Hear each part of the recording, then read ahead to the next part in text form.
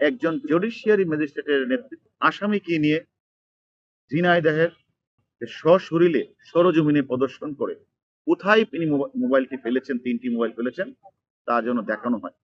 তারই প্রেক্ষিতে আপনারা জানেন, আমরা সকলের সম্মিলিত প্রচেষ্টায় আমরা এই পুকুরে আমরা ডুবুরি নামিয়েছি, যেটা আপনারা দেখেছেন। আমরা জেলে রেডি করেছি, জেলেও জাল ফেলাবে, এটা পরিষ্কার করা হচ্ছে।